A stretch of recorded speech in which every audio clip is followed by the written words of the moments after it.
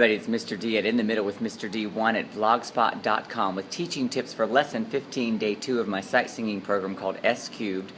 It's available on Teachers Pay Teachers under Music in the Middle with Mr. D. Now, today we are continuing our process of unraveling what I've been calling the secret code that gives the students some intrigue and interest in trying to figure out basically how to determine where Do is located using the key signature. So today on the written warm-up I have listed, I've written all kind of language like that to entice them a bit because we need it with our middle schoolers.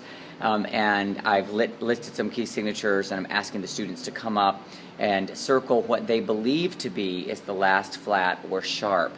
And I'm going to also ask them to color in the center or the belly of that flat or sharp so we can determine if it's on a line or on a space. And this is going to help them with the next step. And then I'm going to jump to another slide immediately after that. It's kind of an extension of the first one with some more examples.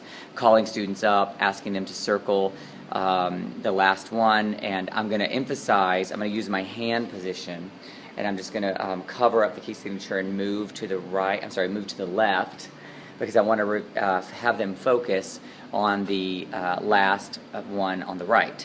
And a lot of students over the years I've noticed have a difficult time determining which is the last one because they always look for either the lowest flat or the lowest sharp in the setup. And so these young singers, it helps them if I just put my hand over and slide over. So that's what I'm going to be doing with my examples today.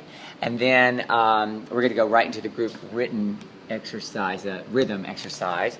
And this is going to compare the dotted quarter-eighth combo with the dotted half quarter note combo because in my experience they confuse the two. So they're performing exercises that are including both of those today.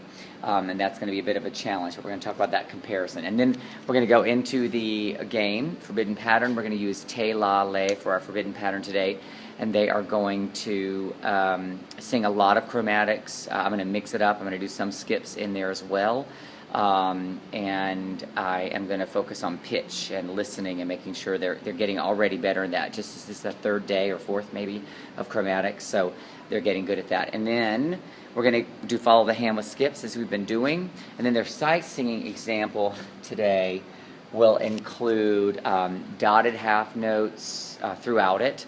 It has a lot of rhythm mistakes. I ask them if they see any dotted quarter-eighth note combinations, just to continue to tie all of that together. And we are re-emphasizing the rhythm skills, pulsing that we learned in earlier exercises, accenting, noticing the time signature, because now I'm increasing the difficulty in the sight singing examples of the rhythm demands. This is a 3/4 time signature.